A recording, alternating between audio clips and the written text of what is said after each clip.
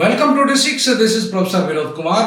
మనం హాట్ టాపిక్లకు వెళ్లే ముందు మన ఛానల్ ఉద్యమ ఛానల్ షేర్ చేయండి, లైక్ చేయండి, సబ్స్క్రైబ్ చేయండి మరియు కామెంట్ కూడా చేయండి.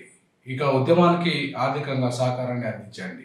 ఇక మనం టాపిక్లకు వస్తే మళ్ళీ వర్గీకరణ అంశము ఇంకా కొనసాగుతుంది. హాట్ టాపిక్గా 4 గ్రూపులుగా, అలాగే 2 మాదిగలకు మంత్రి పదవులు, అలాగే అమరవీరులకు ప్యాకేజ్. సో ఇవన్నీ కూడా ఇవాళ మందకృష్ణ గారు మళ్ళీ లేవనెత్తుతున్నారు. దాన్ని ఎవరు కూడా వ్యతిరేకించదు కూడా. ఎందుకంటే నిజంగా ఆయన ఏవైతే 4 గ్రూపులు అన్న దాంట్లో కూడా న్యాయమైన ఒక డిమాండ్గానే చూడాలి. న్యాయమైన డిమాండ్ అని ఎందుకు అంటున్నానంటే ఇవాళ 9% అనేది మాదిగలకు వచ్చింది.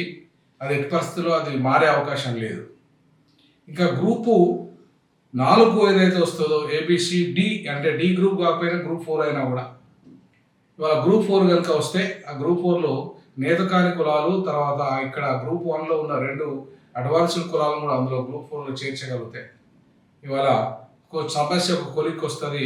అలాగే పేదలకి గ్రూప్ 1లో ఆ పేద కులాలు ఇప్పటిదాకా ఇక్కడ కూడా వాళ్ళు అవకాశాలు పొందని కులాలు ఏవైతున్నాయో వాళ్ళని ఇవాళ గ్రూప్ 1లో మధ్యస్థంగా అవకాశాలు పొందిన మాదిగలకి గ్రూప్ 2లు, అలాగే అంతో ఇంతో లబ్ధి పొంది వెనుకబడ్డ కులాలని, అంటే ప్రధానంగా మాల ఉప కులాలని, ముఖ్యంగా వాళ్ళని గ్రూప్ 3లో, అలాగే గ్రూప్ 4లో మాలల్ని, ఇట్లా 4 విభాగాలుగా చేయగలిగితే అందులో మాలలకు ఇచ్చిన 5%లో 1% ఇవాళ గ్రూప్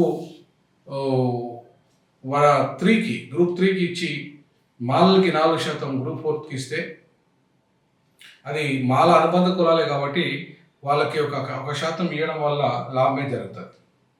సో ఆ రకంగా మందకృష్ణ గారి డిమాండ్ న్యాయమైన డిమాండే అని మనం భావించాలి. ఎందుకంటే ఆయన 30 ఏళ్ళుగా కొట్లాడాడు కాబట్టి ఆయనకి ఆ అర్హత ఉంటుంది, అడిగే అర్హత కూడా ఉంటుంది. సో కాబట్టి ఇవాళ ఈ అడిగే అర్హత ఆయనకు ఉంది కాబట్టి మనం ఆయన న్యాయమైన డిమాండ్ను సమర్థించే బాధ్యత కూడా మన మీద. ఇక రెండో విషయానికి వస్తే మందకృష్ణ గారి డిమాండ్ 2 మాదిగలకు ఇవ్వాలనేది. నిజంగా కూడా మాదిగలకు ఇవ్వాలి. ఎందుకంటే మాదిగ ఉపకూలమైన మోచికి గత ప్రభుత్వం కాంగ్రెస్ గవర్నమెంట్ వచ్చినప్పుడు దామోదర రాజనరసింహకి ఇస్తూ ఉన్నారు. సో ఇవ్వడం తప్పేం కాదు, ఆయనకి ఇవ్వడం తప్పు కాదు. ఇప్పుడు కూడా ఆయన కొనసాగించడం కూడా తప్పు కాదు. ఎందుకంటే ఉపకులాల నుండి ఆల్రెడీ ఆయన బట్టి ఉన్నాడు కాబట్టి, మాల ఆల్రెడీ ఒక స్పీకర్ ఉన్నాడు అక్కడ. సో కాబట్టి మాల స్పీకరు ఉపకులాల నుండి బట్టి ఉన్నాడు. మాదిగ ఉపకులాల నుండి ఇవాళ దామోదర రాజనరసింహ ఉంటాడు. ఇంకా 2 మాదిగలకు కూడా ఇస్తే ఏంటంటే న్యాయం చేసిన వాళ్ళు అవుతారు మాదిగలకి. ఇంతవరకు మాదిగలకు న్యాయం జరగలేదు. గతంలో కూడా కడియం శ్రీహరి ఒక మాదిగ ఉపకులానికి సంబంధించిన వ్యక్తి సుదీర్ఘకాలంగా మంత్రిగా ఉన్నాడు. కాబట్టి ఆయన తెలుగుదేశం పార్టీలో కానీ బీఆర్ఎస్లో కానీ ఎక్కువ కాలం అనుభవించిన మంత్రి పదవులు. ఇక ఆయనకు కాకుండా ఇప్పుడు మాదిగలకు మాత్రమే 2 పదవులు ఇస్తే బాగుంటుంది. ఎందుకంటే ఇప్పుడు ఆయన కాంగ్రెస్ పార్టీలోకి వచ్చాడు కాబట్టి. సో ఆయన కాంగ్రెస్ పార్టీలోకి వచ్చాడు కాబట్టి ఆయన మంత్రి పదవి ఇవ్వడం వల్ల ఇవాళ మళ్ళీ మాదిగ ఉపకులాలకు మాత్రమే మంత్రి పదవి ఇచ్చినట్టు అవుతుంది. కాబట్టి ఇవాళ అది కాకుండా మాదిగలకు సపరేట్గా ఒక 2 మంత్రి పదవులు ఇస్తే బాగుంటుంది. ఆ దిశగా ఇవాళ అడుగులు వేయాల్సిన అవసరం ఉంది రేవంత్ రెడ్డి ప్రభుత్వం. ఇక ఇంకొక డిమాండ్, ప్రధానమైన కీలకమైన డిమాండ్, 3వ డిమాండ్, ఆయన కేవలం 5 లక్షలతో సరిపెట్టుకోవద్దు. మాదిగ అమరవీరులకు 25 లక్షల రూపాయలు ప్రభుత్వం చెల్లించాలి. ఒక మాదిగ అమరవీరుల స్తూపం ఏర్పాటు చేయాలి. అలాగే ఇంకా మాదిగ అమరవీరుల స్తూపంతో పాటు మాదిగ మ్యూజియం కూడా ఒకటి ఏర్పాటు చేయాలి. ఎవరైతే ఉద్యమకారులు ఉన్నారో వాళ్ళందరిది మాదిగ సంస్కృతి, సాంప్రదాయాలు, మాదిగ అమరవీరులు వాళ్ళందరికీ సంబంధించి కూడా ఒక మ్యూజియం ఏర్పాటు చేయాలి అని చెప్పేసి ఆయన డిమాండ్ చేశాడు. అవి కూడా చాలా ఇంపార్టెంట్ డిమాండ్లుగానే ఇవాళ డి6 డీజాక్ భావిస్తుంది. కాబట్టి ఇవాళ మందకృష్ణ గారు చేస్తున్న డిమాండ్లో పెద్దగా తప్పేం లేదు.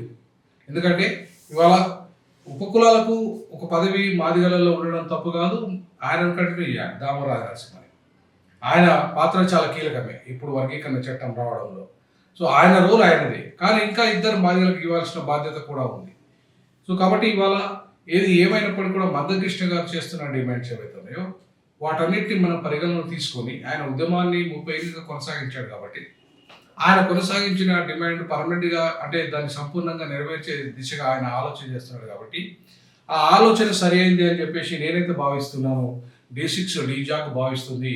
ఒక ఉద్యమకారుని యొక్క ఆకాంక్షలు, ఎందుకంటే ఆయన 30 ఏళ్ళుగా ఉద్యమాన్ని సరే ఏది ఏమైనా తప్పు జరిగిందా ఒప్పు జరిగిందా అని పక్కన పడేస్తే చివరి అంకంలో అది న్యాయం జరగాల్సిన అవసరం ఉంది. అందరికీ న్యాయం జరగాలి. మాదిగ ఉపకులాలకి, మాదిగలకి, మాల ఉపకులాలకి, మాలలకి, ఇలా అందరికీ న్యాయం జరిగే దిశగా ఆలోచన చేయాలి ప్రభుత్వం. ఆ దిశగానే ఇవాళ విభజన చేయాలి వర్గీకరణను. సో 2011 జనాభా లెక్కల ప్రకారంగా ఆ జనాభా 52 లక్షల చిల్లర ఉంది కాబట్టి ఆ జనాభాలో వచ్చే వాటా కూడా అంతే కాబట్టి సో 15% జనాభా ఉంది, 15% రిజర్వేషన్ ఉన్నాయి కాబట్టి ఆ 15% రిజర్వేషన్లో ఆ రకంగా పంచగలిగితే 1% మాదిగ కులాలకి, అలాగే 9% మాదిగలకి, అంతేకాకుండా 1% మాలలకి, 4% మాల కులాలకి కనుక ఇవ్వగలిగితే 1% మాల కులాలకి 4 మాలలకి ఇవ్వగలిగితే ఖచ్చితంగా ఆ రకంగా వర్గీకరణ న్యాయబద్ధంగా ఉంటుంది. 2 మంత్రి పదవులు అలాగే మాదిగ అమరవీరులకు ఆ ప్యాకేజ్ ఇవ్వడం సముచితం తెలంగాణ వాళ్ళకి ఇచ్చినట్టుగానే. సో ఆ రకంగా ఖచ్చితంగా రాష్ట్ర ప్రభుత్వము అడుగులు వేయాలి.